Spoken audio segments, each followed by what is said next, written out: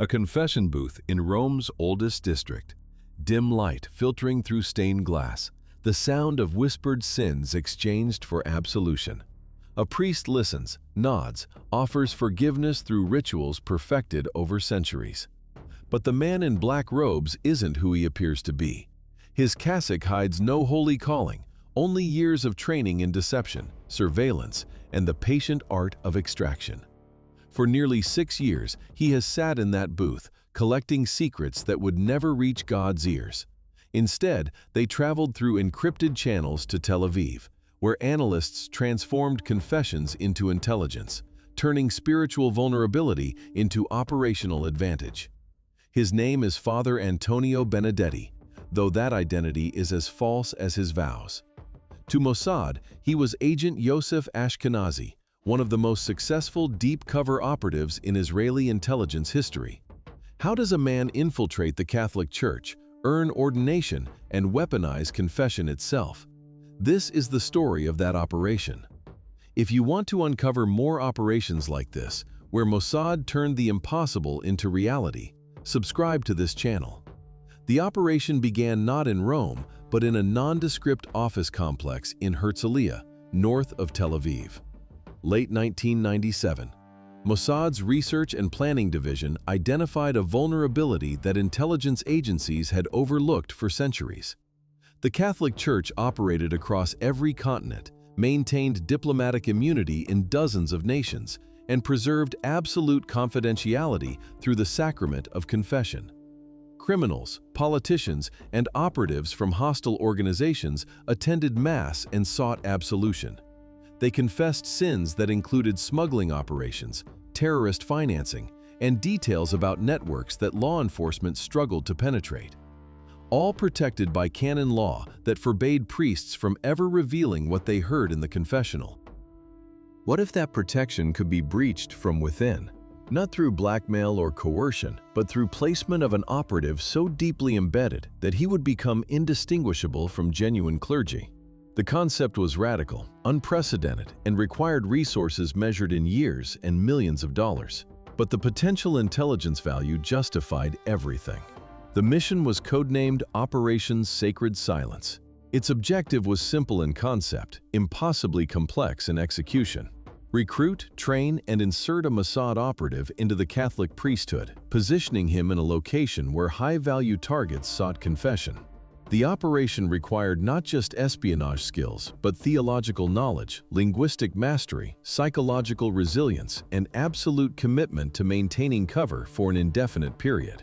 Failure would mean not just blown cover, but international scandal that could damage Israel's diplomatic standing across Catholic-majority nations. Success would provide an intelligence stream unprecedented in modern espionage. The selection process took 15 months. Mossad recruiters reviewed hundreds of candidates from military intelligence units, Shin Bet field operatives, and deep cover specialists who had demonstrated exceptional ability to maintain false identities under sustained pressure. The requirements were exacting. The candidate needed fluency in Italian, Latin, and multiple European languages. He needed Catholic family background sufficient to answer detailed questions about upbringing and faith formation. He required emotional stability to endure years of isolation without operational support. Most critically, he needed the psychological flexibility to convincingly portray religious devotion while serving an intelligence agenda that contradicted every principle of the faith he would claim to represent. Yosef Ashkenazi emerged as the ideal candidate, though his selection was anything but obvious. Born in Haifa in 1970 to a secular Jewish family, nothing in his background suggested suitability for infiltrating Catholic clergy. But his mother had been raised Catholic in Argentina before converting to Judaism upon marriage. She taught young Yosef prayers in Spanish and Italian, sharing stories of saints and rituals from her own childhood. He attended Catholic schools during his family's posting to Rome when his father worked as a trade attaché. By adolescence, Yosef spoke Italian like a native, understood Catholic culture from lived experience, and possessed the rare gift of code switching between identities without visible effort. Military service brought him to Sayeret Matkal, Israel's most elite reconnaissance unit, where he distinguished himself not through physical prowess, but through operational patience. While other soldiers sought action, Yosef excelled at surveillance missions requiring days of motionless observation. His commanders noted his unnerving ability to suppress emotion, maintain cover stories under interrogation simulations, and compartmentalize contradictory realities without psychological strain. After military service, he joined Mossad's collections department, working undercover operations across Europe. By age 27, he had operated under 14 different identities, each maintained for months without deviation. When the Sacred Silence Selection Committee reviewed his file in early 1999, they found someone uniquely positioned to attempt what others would find psychologically impossible. The training phase began in March 1999 at a secure facility outside Jerusalem. Yosef disappeared from his known life. His family told he had accepted a classified assignment abroad. For the next 2.5 years, his existence would be defined by transformation from intelligence operative to convincing priest. The process was overseen by an unlikely team. Former Catholic clergy who had left the priesthood, academic theologians specializing in canon law, and Mossad psychologists trained in identity construction. Together, they would dismantle Yosef's existing identity and rebuild him as Antonio Benedetti, a devout Italian seminarian preparing for ordination. The theological education was exhaustive. Yosef studied scripture, church history, moral theology, and liturgical practice with intensity that matched his military training. He memorized Latin prayers, mastered the gestures and rhythms of Catholic ritual, and learned to discuss theological concepts with the fluency expected of someone raised in the faith. Former priests coached him on the subtle behaviors that distinguished genuine clergy from imposters. How to hold a rosary, the precise movements during consecration, the tone used when offering absolution. Every detail mattered because any inconsistency could trigger suspicion among those trained to recognize spiritual authenticity. Language refinement consumed thousands of hours. Though Yosef spoke Italian fluently, his accent carried traces of Haifa rather than Rome. Linguists worked to eliminate these markers, reshaping his pronunciation to match the Lazio region where Antonio's cover story placed his birth. They drilled him on regional idioms, cultural references, and the specific vocabulary used within Italian Catholic communities. He learned to speak not just correctly, but authentically, with the unconscious patterns that native speakers acquire through lifelong immersion. The psychological preparation proved most challenging. Yosef underwent intensive sessions designed to strengthen his capacity for sustained deception. Psychologists explored his relationship with truth, identity, and morality, identifying potential breaking points where the contradiction between his role and his mission might fracture his performance. They taught him techniques for managing cognitive dissonance, the mental strain of simultaneously believing and disbelieving the identity he inhabited. He learned meditation practices adapted from intelligence tradecraft, methods for maintaining emotional equilibrium while living a comprehensive lie. Mock confessional sessions tested his ability to hear disturbing admissions without visible reaction. Actors role-played scenarios involving violence, abuse, and criminal conspiracy, confessing in graphic detail, while Yosef practiced maintaining the compassionate neutrality expected of priests. He learned to listen without judgment, to offer forgiveness convincingly, and to extract operationally relevant details through subtle questioning that seemed like pastoral concern rather than intelligence gathering.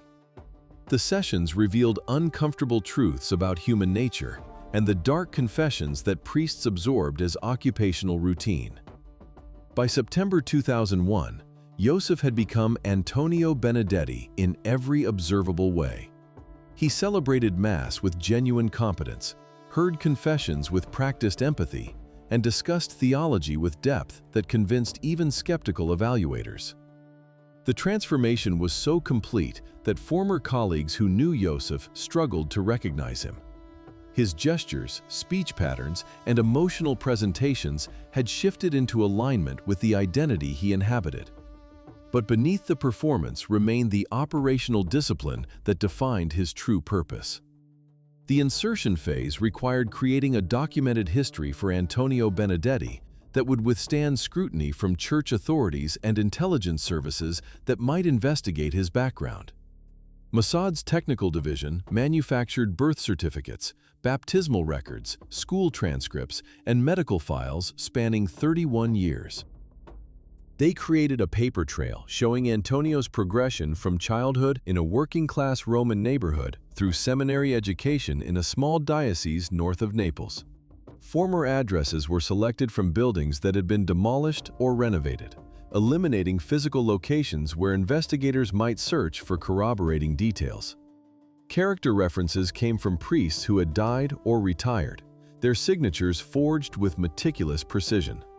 The cover story positioned Antonio as someone called to priesthood relatively late, at age 27, after working briefly as a schoolteacher. This explained any gaps in his theological knowledge while providing a background that aligned with genuine vocational patterns. His seminary records showed solid but unremarkable academic performance, avoiding the attention that comes with either excellence or failure. He was designed to be forgettable, the kind of seminarian who blended into institutional routine without triggering curiosity. Entry into the seminary system required navigating Catholic bureaucracy while avoiding background checks that might expose inconsistencies. Mossad's European network facilitated his application to a small seminary in Umbria, known for accepting mature vocations without excessive scrutiny. The rector was sympathetic to candidates whose paths to priesthood followed unconventional routes, believing that life experience strengthened pastoral capacity. Antonio's application emphasized his desire to serve immigrant communities, positioning him for eventual assignment to parishes with diverse populations where intelligence targets might congregate. Seminary life tested the cover in ways that training could not fully anticipate. Antonio lived alongside genuine seminarians whose faith was authentic, whose struggles with celibacy and obedience were real rather than performed. He attended daily Mass, prayed the Liturgy of Hours, and participated in spiritual direction sessions where he fabricated inner conflicts that matched his cover narrative. The constant performance required exhausting vigilance.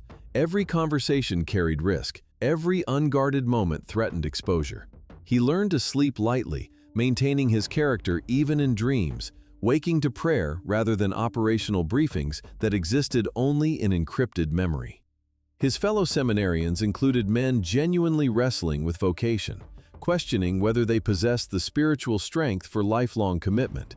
They confided doubts, fears, and personal struggles during late-night conversations in dormitory halls. Antonio listened with practiced empathy, offering encouragement that masked his fundamental difference. They were becoming priests through authentic calling. He was becoming a priest through operational necessity. The distinction haunted him during moments of unguarded reflection, but he suppressed such thoughts with the discipline that defined his training. The spiritual director assigned to Antonio proved unexpectedly perceptive. Father Marco Santini was a Jesuit with decades of experience guiding seminarians through formation. He asked probing questions about Antonio's prayer life, his understanding of suffering, his reasons for seeking ordination. During their monthly meetings, Antonio delivered carefully rehearsed responses that emphasized service over mysticism, avoiding claims of divine calling that might invite deeper scrutiny. He portrayed himself as someone drawn to priesthood through desire to help others rather than transcendent religious experience. This pragmatic presentation aligned with genuine vocational patterns while avoiding theological depth where his performance might falter. Father Santini noted in Antonio's file that the seminarian demonstrated admirable pastoral instincts, but seemed emotionally guarded, as though carrying unspoken burdens. The observation was accurate in ways the spiritual director could not imagine. The burden was not spiritual crisis, but the weight of sustained deception, the exhausting vigilance required to maintain false identity under constant observation. Yet Santini interpreted Antonio's guardedness as psychological defense rather than operational tradecraft, recommending continued formation with attention to helping the seminarian develop greater emotional openness. Ordination approached in May 2004 after 3 years of seminary formation. The ceremony took place in a medieval cathedral in Perugia, attended by dozens of candidates and their families. Antonio's cover required producing relatives who would witness his ordination, a logistical challenge that Mossad solved through recruitment of deep cover operatives already positioned in Europe. An agent working as a language teacher in Milan played Antonio's mother, weeping appropriately during the ceremony. Another operative, embedded in Rome's tourism industry, performed the role of his uncle, offering congratulations with practiced familial warmth. They appeared for the day, performed their roles flawlessly, and disappeared back into their cover lives, leaving behind photographs that documented Antonio's fictional family history. The ordination itself was an exercise in controlled irony. Antonio prostrated himself before the altar in the traditional gesture of submission, feeling the cold marble against his forehead while the bishop chanted prayers in Latin. He received the laying on of hands, the ritual transmission of apostolic authority that Catholics believed stretched back through unbroken succession to Christ's original apostles. He spoke the words of priestly promise, vowing obedience to his bishop and commitment to celibacy. Each gesture was performed with precision, each word delivered with conviction. To observers, he appeared as a young man embracing sacred calling. In reality, he was an intelligence operative, achieving operational positioning that had required nearly 7 years of preparation, from initial selection to this moment. Following ordination in June 2004, Antonio received his first assignment to a parish in suburban Rome, a working-class neighborhood with significant immigrant populations from Eastern Europe, North Africa, and the Middle East. The assignment was not coincidental. Mossad had cultivated relationships within Vatican administrative offices through operatives who had spent years building influence. These assets ensured Antonio's placement in a location where intelligence targets might seek religious services and pastoral counseling. The parish of San Giovanni della Croce served Lebanese Christians, Palestinian Catholics, and Syrian refugees, populations that included individuals connected to organizations of interest to Israeli intelligence. The parish priest, Father Giuseppe Caruso, was a 67-year-old veteran of 4 decades of ministry. He welcomed Antonio with relief, grateful for assistance with growing pastoral demands. Father Giuseppe was beloved by parishioners for his warmth and accessibility, but age had diminished his energy. He increasingly delegated responsibilities to Antonio, including hearing confessions, conducting pastoral visits, and managing the parish's social services program. This delegation provided Antonio with precisely the access Operation Sacred Silence had been designed to achieve. The confessional became Antonio's primary operational theater. The wooden booth in San Giovanni's northern transept was traditional in design, a dark closet divided by a latticed screen that preserved anonymity while allowing priest and penitent to communicate. Antonio sat in that space for hours each week, listening to the routine sins of ordinary Catholics: adultery, dishonesty, family conflicts, the predictable moral struggles that defined human experience. He offered absolution with appropriate solemnity, his words following the prescribed formula, while his mind cataloged details for potential operational relevance. Most confessions were spiritually significant, but intelligence irrelevant. An accountant admitting tax evasion, a teenager confessing sexual experimentation, a mother struggling with anger toward her disabled child. Antonio processed these admissions with professional detachment, maintaining his pastoral performance while recognizing their operational worthlessness. But embedded among the routine were confessions that justified the entire operation. A Lebanese businessman admitting involvement in currency smuggling that financed Hezbollah operations. A Syrian refugee confessing his brother's work recruiting fighters for militia groups. A Palestinian activist revealing plans for protests that might escalate into violence.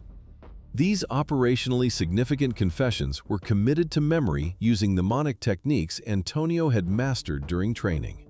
He could not record them directly without violating the confessional's sanctity in ways that would trigger immediate suspicion. Instead, he memorized names, dates, locations, and operational details, then transcribed them hours later in the privacy of his modest apartment 2 blocks from the church. The apartment contained a hidden communication system disguised as ordinary electronics, a laptop whose hard drive included encrypted partitions accessible only through biometric authentication, a smartphone modified to transmit burst communications through protocols that appeared as routine data traffic. Each week, Antonio compiled intelligence reports summarizing operationally relevant confessions without identifying the specific penitents by name. He described their admissions in language that preserved operational security, while providing sufficient detail for analysts in Tel Aviv to assess significance. The reports traveled through multiple encryption layers and routing systems designed to prevent interception or tracing. From Antonio's apartment in Rome, the data passed through servers in Amsterdam, Singapore, and Miami before reaching Mossad headquarters, the digital equivalent of a spy's traditional dead drop, updated for the 21st century. The intelligence stream proved extraordinarily valuable. Antonio's confessional became an inadvertent listening post, capturing admissions that subjects would never share with law enforcement or intelligence services. The confessional's spiritual protection created a paradoxical vulnerability. People confessed precisely because they believed the information would remain absolutely confidential, protected by canon law and centuries of religious tradition. That confidence made them careless, providing details they would otherwise guard rigorously. A money courier admitted routes and timing for cash transfers between Rome and Beirut. A low-level operative confessed anxiety about an upcoming operation involving weapons smuggling through Mediterranean ports. An accountant revealed financial structures supporting organizations designated as terrorist entities by multiple governments. Mossad analysts cross-referenced Antonio's reports with intelligence from other sources, using his information to validate or challenge assessments developed through technical surveillance and human intelligence networks. His reporting filled gaps in understanding about how Middle Eastern organizations operated in Europe, how they recruited support within diaspora communities, and how they exploited legitimate religious and charitable institutions for operational purposes. The intelligence contributed to operations that disrupted financing networks, identified recruitment facilitators, and provided warning about potential attacks before they materialized. But the operation's success created complications that training had not fully prepared Antonio to manage. The confessional's intimacy meant he heard not just operational details, but human stories of suffering, displacement, and desperation. The Syrian refugee who confessed his brother's militia recruitment also wept about family members killed in bombing raids, about trauma that haunted his sleep, about the impossibility of building new life while old pain remained unresolved. The Palestinian activist revealed not just protest plans, but grief over a cousin killed at a checkpoint, rage at injustices he felt powerless to address through legitimate channels. These were not abstract intelligence targets, but human beings whose suffering was real even when their actions threatened Israeli security interests. Antonio found himself performing pastoral care with increasing authenticity, offering comfort that transcended operational manipulation. He listened to confessions of fear, loss, and moral confusion with empathy that surprised him. The line between performance and genuine engagement blurred in ways that psychological preparation had anticipated but could not prevent. He was supposed to remain emotionally detached, viewing penitents as intelligence sources rather than individuals deserving compassion. But sustained human contact eroded that detachment, creating internal conflict between his operational mission and the pastoral role he inhabited with growing conviction. Father Giuseppe noticed Antonio's dedication to confession ministry with approval, commenting that the young priest demonstrated rare patience for the demanding work of spiritual counseling. He encouraged Antonio to expand his availability, adding additional confession hours to accommodate parishioners who appreciated the young priest's non-judgmental approach. Antonio agreed, recognizing that increased access enhanced his operational value, while privately acknowledging that he found the work meaningful in ways that transcended intelligence gathering. The confessional had become a space where his dual identities intersected uncomfortably, where Joseph the operative and Antonio the priest existed in uneasy coexistence. Encrypted communications with Tel Aviv handlers provided limited relief. Once monthly, Antonio traveled to Florence under pretext of visiting a seminary friend, actually meeting a case officer in a secure location where they could communicate without electronic intermediation. These sessions allowed Antonio to report details too sensitive for electronic transmission and receive guidance on intelligence priorities. But they also highlighted his isolation. The case officer praised Antonio's productivity while remaining emotionally distant, treating him as an intelligence asset rather than a human being, enduring extraordinary psychological pressure. The meetings ended with reminders about operational security and instructions for the coming months, leaving Antonio to return to Rome and resume his solitary performance. By late 2007, Antonio had been working as a priest for 3.5 years, generating intelligence that contributed to dozens of operations across Europe. Mossad analysts considered sacred silence one of the most successful long-term infiltration operations in the agency's history. But Antonio struggled with the weight of his dual existence. He attended priestly gatherings where colleagues discussed theology and parish challenges with authentic passion, while he calculated which conversations might yield operationally relevant information. He celebrated Mass daily, speaking words of consecration that Catholics believed transformed bread and wine into Christ's literal body and blood, performing ritual he did not believe while parishioners received communion with faith he could not share. The isolation became difficult to bear. Antonio had spent years maintaining emotional distance from genuine relationships, but human connection was not optional despite operational requirements. He found himself lingering after parish events, extending conversations with parishioners beyond what his role required, seeking the basic human contact that his cover denied him. He developed a friendship with an elderly woman named Rosa, who attended daily Mass and volunteered in the parish food bank. Their conversations were innocent, discussing theology and parish life. But for Antonio, they represented rare moments where performance relaxed slightly and authentic connection emerged. Rosa noticed something troubled beneath Antonio's priestly demeanor. She commented once that he seemed like someone carrying a great burden, offering to pray for whatever difficulties he faced. Antonio thanked her with genuine gratitude, moved by her perception and concern. But he could not tell her that the burden was not spiritual crisis, but the weight of living a comprehensive lie, of serving two masters whose demands contradicted each other fundamentally. The breakthrough that would define Operation Sacred Silence came during an ordinary November evening in 2008. Antonio sat in the confessional, listening to the familiar rhythm of minor transgressions, when a voice interrupted the routine with words that immediately activated his operational alertness. The penitent spoke Italian with a Lebanese accent, his tone carrying the weight of someone confessing something far beyond routine sin. He identified himself only as a businessman, as was customary in confession. But the details he revealed painted a precise picture of his actual activities. The man confessed involvement in a financial network that moved funds from European donors to organizations supporting armed resistance in Lebanon and Gaza. He described the mechanics with surprising specificity, perhaps believing that full disclosure was necessary for genuine repentance. He mentioned encrypted banking systems operating through charities registered in Luxembourg and Cyprus. He named a coordinator known as Abu Walid, who managed the network from an apartment in Rome's Esquilino district. He revealed that a major transfer was scheduled for late January 2009, moving nearly €2 million through a series of transactions designed to appear as legitimate humanitarian aid. Antonio listened without interruption, his training suppressing any visible reaction, while his mind recorded every detail with photographic precision. He asked pastoral questions that extracted additional information, without seeming like interrogation. Where did the man feel God calling him in response to this confession? What steps toward repentance seemed appropriate?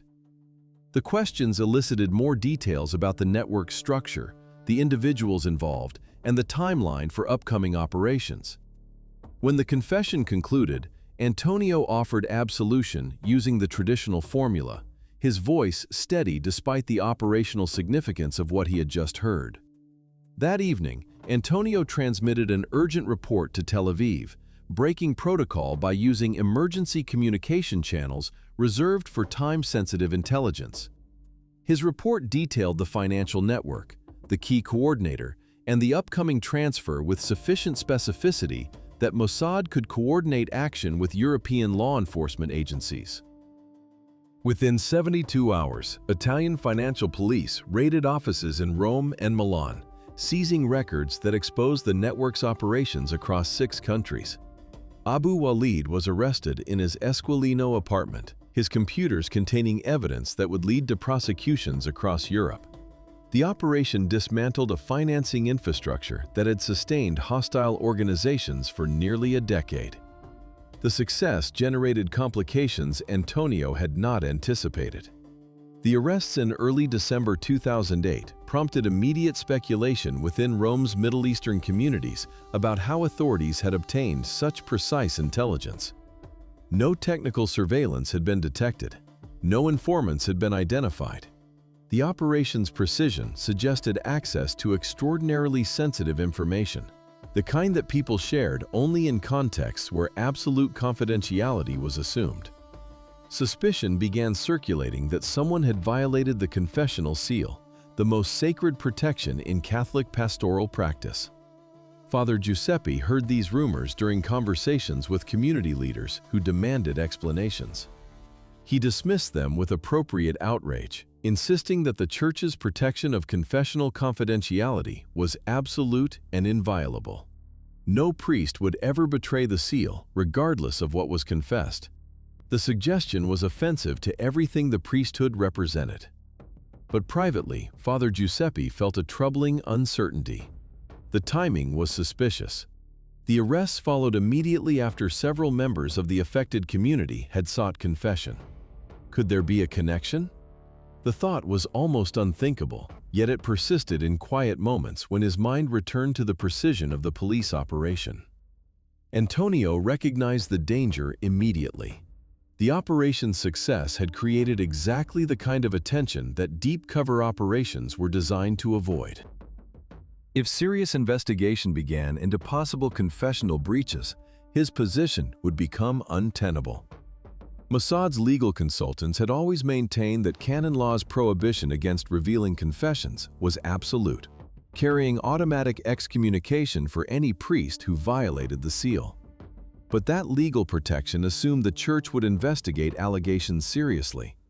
If suspicion focused on San Giovanni della Croce, if Vatican authorities began examining the parish's priests, Antonio's cover might not withstand sustained scrutiny. His handlers in Tel Aviv assessed the situation with cold operational logic. The intelligence from Antonio's confession booth had proven too valuable to abandon despite increased risk. They instructed him to reduce his profile temporarily, minimizing confession hours while maintaining his pastoral presence. The strategy was to allow suspicion to dissipate naturally as attention shifted to other concerns. Meanwhile, Antonio should continue monitoring for operationally relevant confessions while exercising greater discretion about what intelligence justified the risk of transmission. The months following the arrests tested Antonio's operational security in ways that training scenarios had simulated, but reality intensified exponentially. He became hyper-aware of being watched during pastoral interactions with Middle Eastern parishioners. Conversations that had previously seemed routine now carried potential surveillance implications. Was that question about his background genuine curiosity or subtle interrogation? Did that request for private confession represent spiritual need or an attempt to test his trustworthiness? The paranoia inherent in deep cover operations intensified into constant vigilance that exhausted him mentally and spiritually. Father Giuseppe's increased scrutiny added another layer of pressure. The elderly priest began asking Antonio questions about his confession ministry, with a tone that suggested something beyond pastoral supervision. How did Antonio approach particularly difficult confessions? Had anyone ever shared information that troubled his conscience regarding the seal? The questions seemed innocent, but carried undertones that made Antonio suspect Father Giuseppe harbored doubts he was too cautious to express directly. Antonio responded with carefully calibrated answers that emphasized his commitment to confessional confidentiality, while avoiding specific details that might invite deeper inquiry. The strain manifested in physical symptoms Antonio struggled to control. His sleep deteriorated, filled with anxiety dreams where his cover was exposed in scenarios that blended operational nightmares with religious imagery. He dreamed of standing at the altar during Mass, the consecration prayer dying on his lips as parishioners recognized him as an impostor.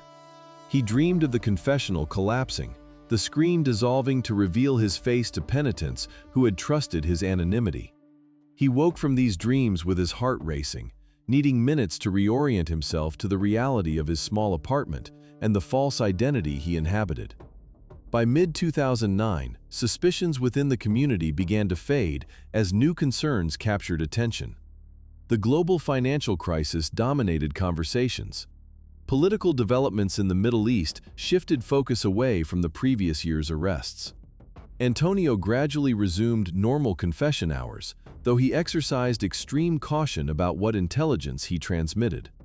A confession in May 2009 revealed details about a weapons smuggling operation through Adriatic ports. Another in August provided information about a recruitment network targeting university students in Milan and Turin. Each report contributed to Mossad's understanding of hostile operations in Europe, but Antonio transmitted only intelligence of exceptional value, avoiding the pattern that might reignite suspicions. Father Giuseppe's health began declining in early 2010, forcing him to reduce his pastoral responsibilities dramatically. The bishop assigned Antonio greater authority within the parish, effectively making him the primary priest for San Giovanni della Croce, while Father Giuseppe transitioned toward retirement. The increased responsibility meant Antonio celebrated most masses, managed parish administration, and served as the primary confessor for the community. His visibility increased correspondingly, making operational security more challenging, while deepening his integration into the role he had initially inhabited as pure performance. The promotion created an unexpected crisis. As Antonio prepared to assume full pastoral responsibility in spring 2010, diocesan administrators conducted routine background verification, standard procedure when priests received new assignments or elevated responsibilities. The verification process involved confirming seminary records, checking references, and ensuring no disciplinary issues existed in personnel files. Mossad's document fabrication had been extraordinarily thorough, but it had been created 9 years earlier, using systems and protocols that had evolved since then. The risk of exposure through administrative review was small but non-zero, and any inconsistency could trigger deeper investigation that might unravel the entire operation. Antonio reported the situation to Tel Aviv, with recommendation that he withdraw from the parish before background verification proceeded to completion. He had maintained his priestly cover for nearly 6 years, far longer than originally planned. The operation had achieved its intelligence objectives many times over. Continuing now risked exposure that would not only end sacred silence, but create international scandal, damaging Israel's intelligence capabilities and diplomatic relationships across Catholic-majority nations. The prudent operational decision was extraction before compromise became inevitable. But his handlers viewed the situation differently. Tel Aviv's response arrived through encrypted channels within 48 hours, and its content shocked Antonio with its calculated ruthlessness. The handlers acknowledged the increased risk, but determined that sacred silence's intelligence value justified continuation despite potential compromise. Their assessment noted that Antonio's elevation to senior parish priest would actually enhance operational access, positioning him as the primary confessor for a community that included numerous intelligence targets. The background verification represented manageable risk, they argued, because Mossad's document fabrication remained among the most sophisticated in the world. Antonio should proceed with the appointment while maintaining heightened operational security protocols. The message concluded with language that removed any ambiguity about his options. Operation Sacred Silence remained active under direct authorization from Mossad's director. Antonio's exfiltration would occur only when headquarters determined that risks outweighed intelligence value, not when the operative's personal assessment suggested caution. He was ordered to continue his assignment, cooperate fully with diocesan verification procedures, and maintain his intelligence reporting schedule. Antonio read the message 3 times, feeling something shift fundamentally in his understanding of his relationship with the organization he served. For years, he had accepted that his mission required personal sacrifice and psychological endurance.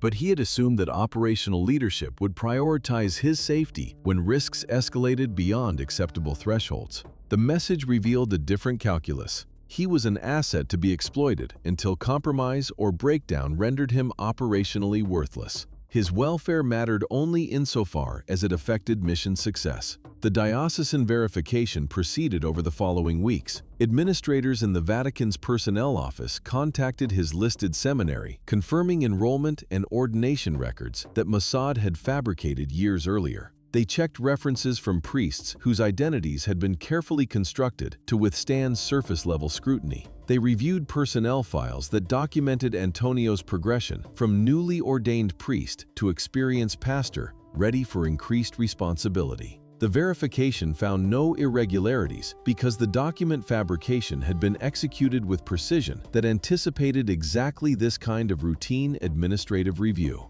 But one element nearly triggered exposure through sheer accident. A Vatican archivist conducting reference checks attempted to contact Father Emilio Rossini, listed as Antonio's spiritual director during seminary formation. The contact information led to a monastery in Tuscany where Father Rossini had supposedly retired. The monastery's current director informed the archivist that Father Rossini had died 3 years earlier, information accurate because Mossad had selected deceased priests specifically to prevent living witnesses from contradicting Antonio's cover story. But the monastery director added a detail that created unexpected complication. Father Rossini's personal papers, including correspondence and spiritual direction notes, had been archived according to his wishes and were available for scholarly research.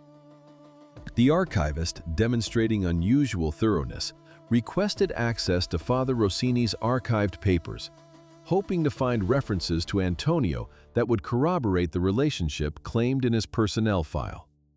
The request triggered emergency alerts in Mossad's monitoring systems, which tracked inquiries related to Antonio's cover identity through signals intelligence penetration of Vatican communications networks.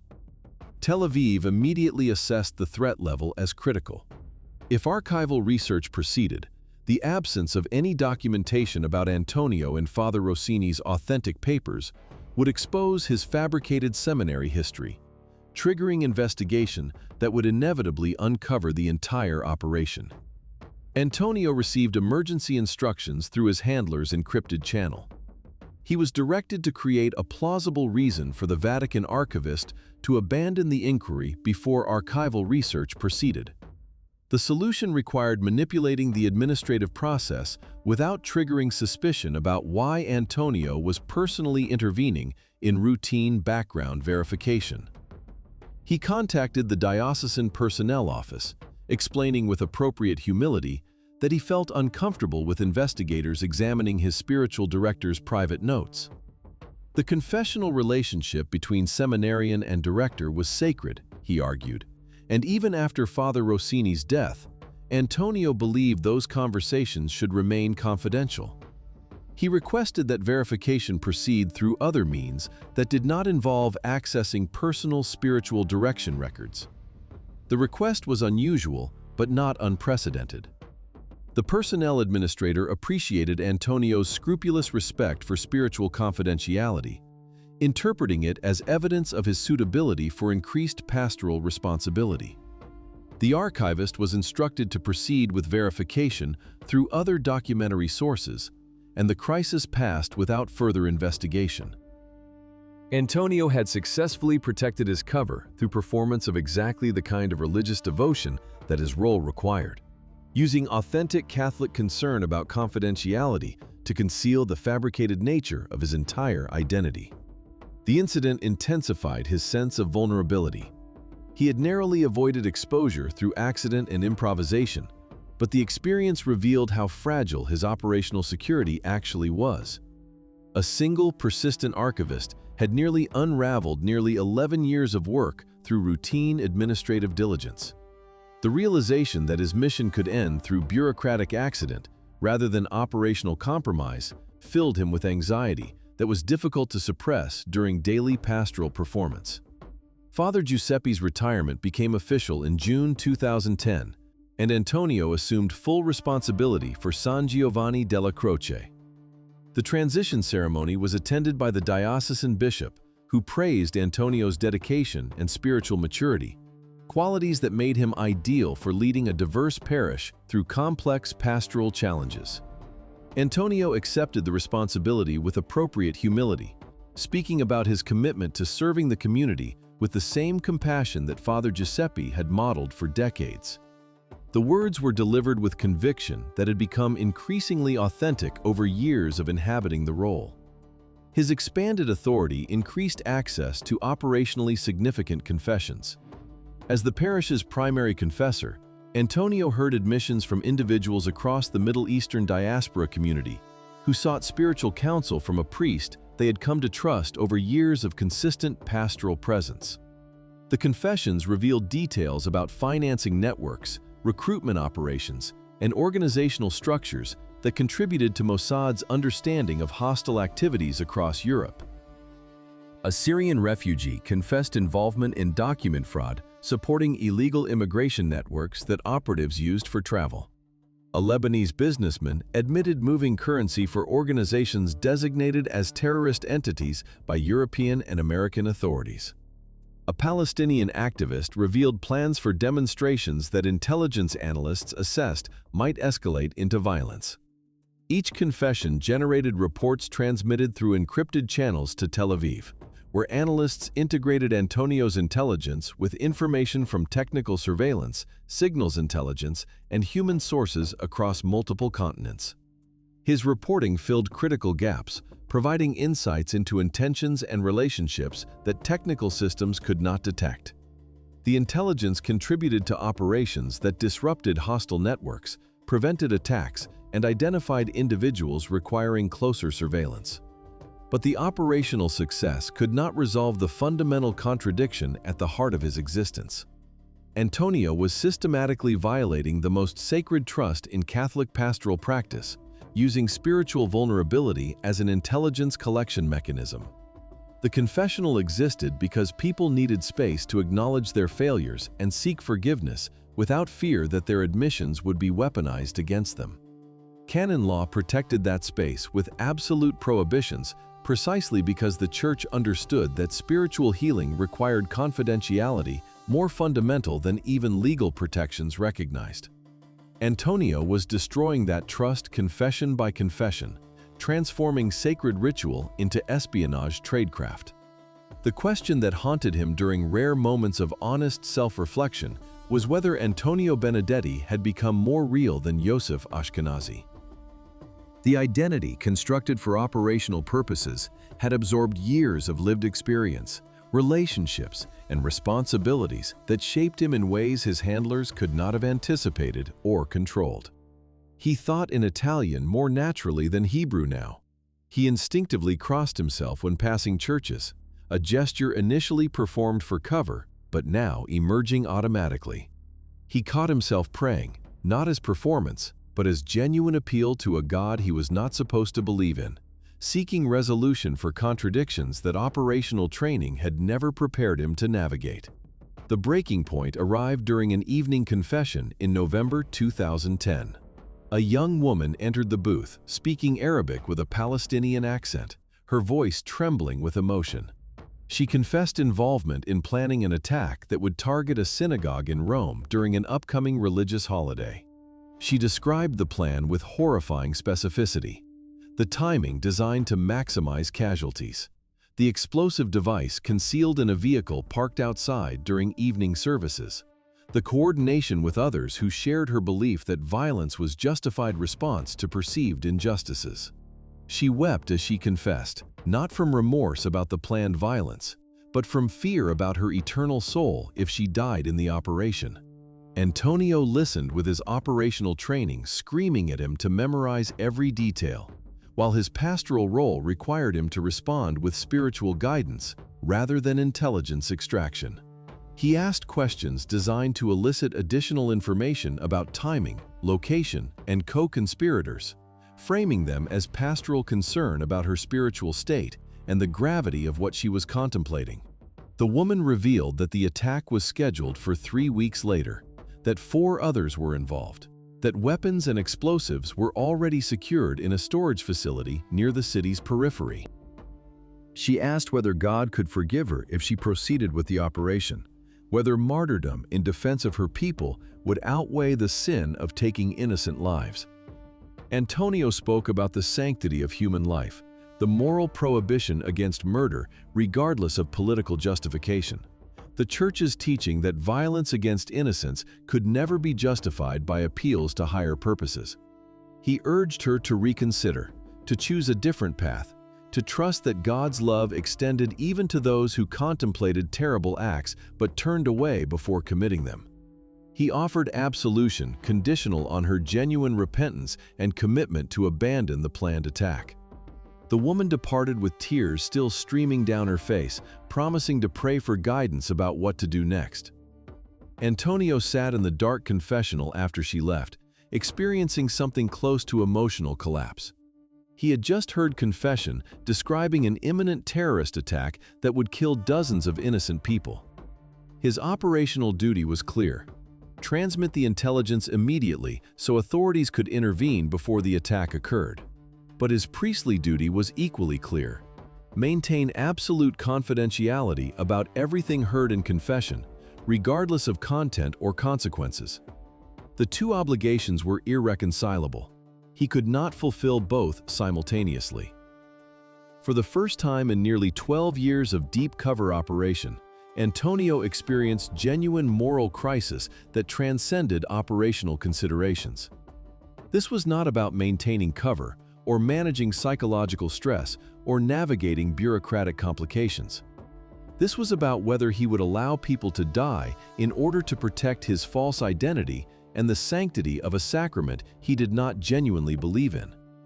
The calculus was brutal in its simplicity. Transmitting the intelligence would save lives, but destroy his operation and potentially expose him to consequences, including imprisonment and excommunication. Maintaining silence would preserve his cover, but guarantee that innocent people would die in an attack he could have prevented.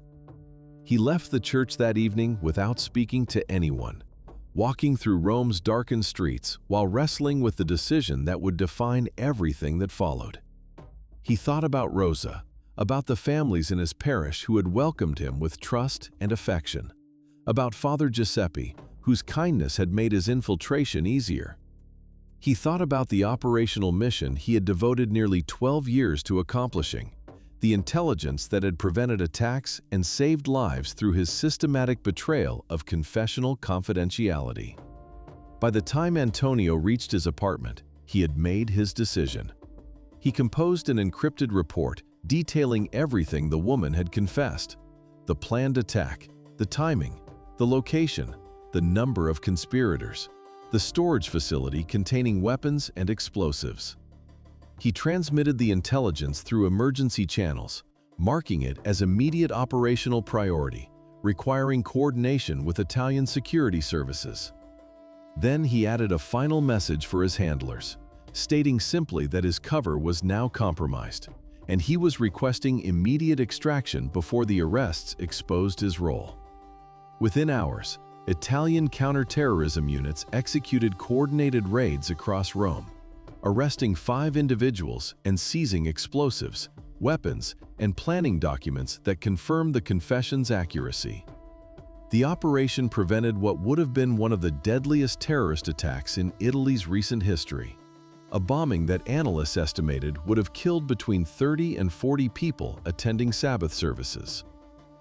Media coverage praised Italian intelligence and law enforcement for their exceptional work, speculating about how authorities had obtained such precise information about the planned attack.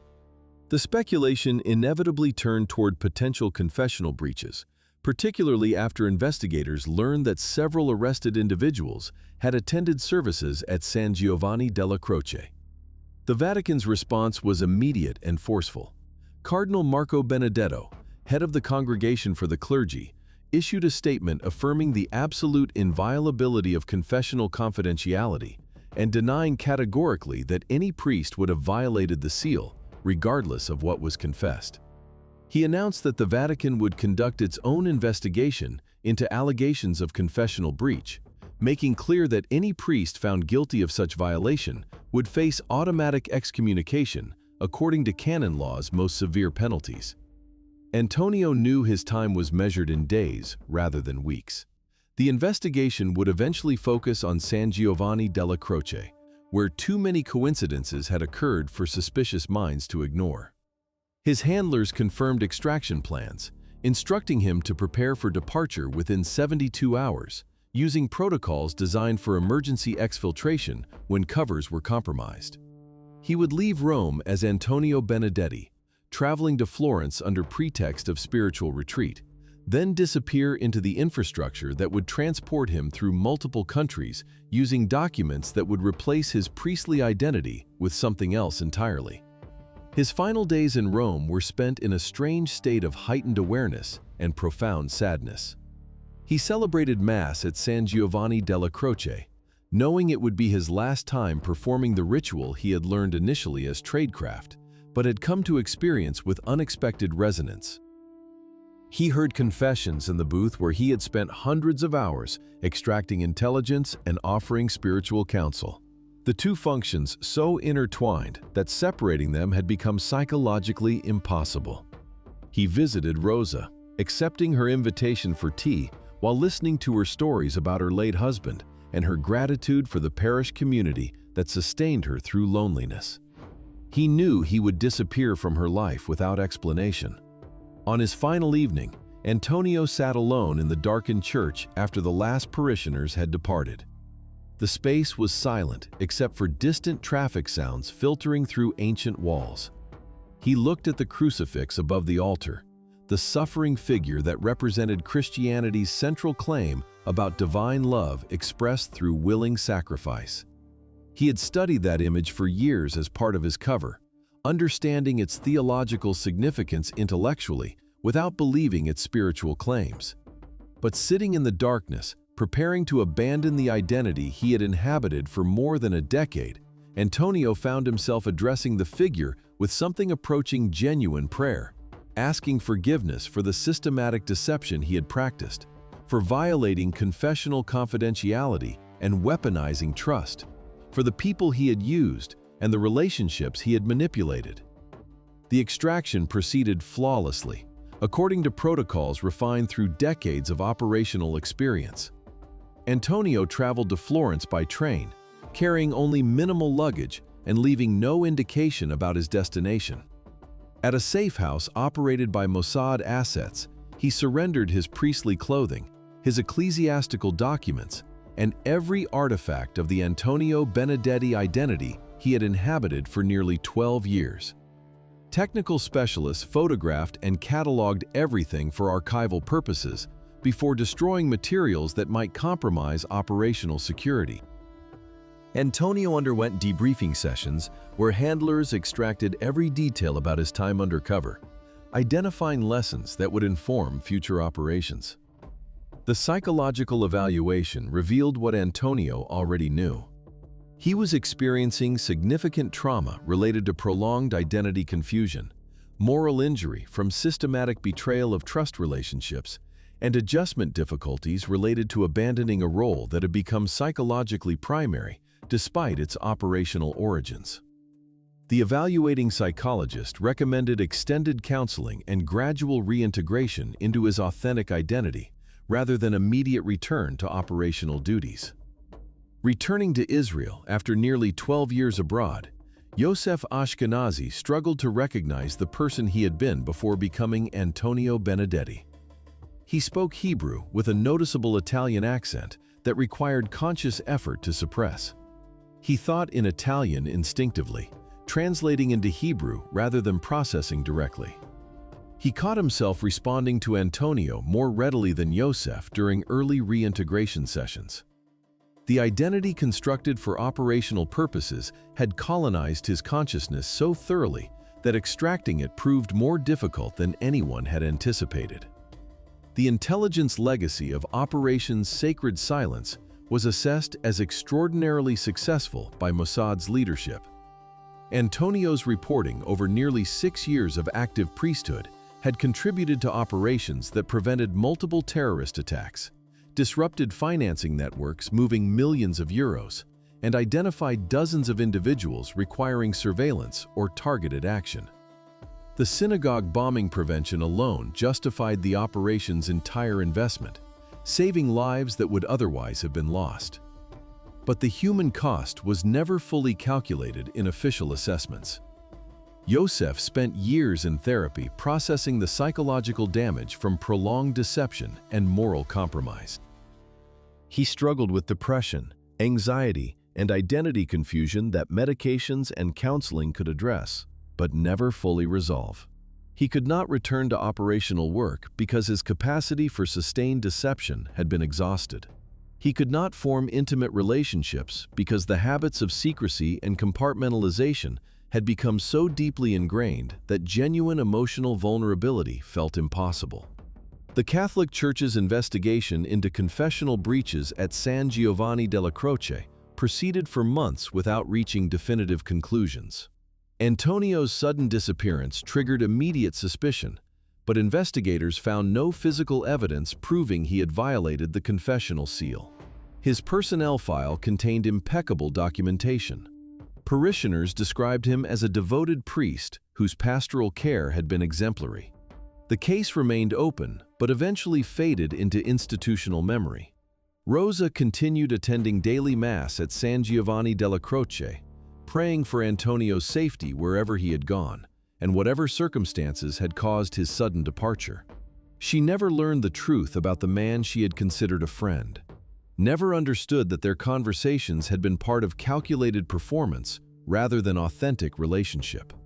The confessional at San Giovanni della Croce still stands in the church's northern transept. New priests hear confessions there, unaware that for nearly 6 years, the booth served as an intelligence collection point where Mossad extracted secrets from those who believed they were confessing only to God. The ritual continues, as it has for centuries, sustained by trust that remains vulnerable to exploitation. Antonio Benedetti never existed except as operational fiction, but the man who inhabited that identity for nearly 12 years was profoundly real, serving his country with dedication that cost him his psychological integrity and any possibility of normal life afterward.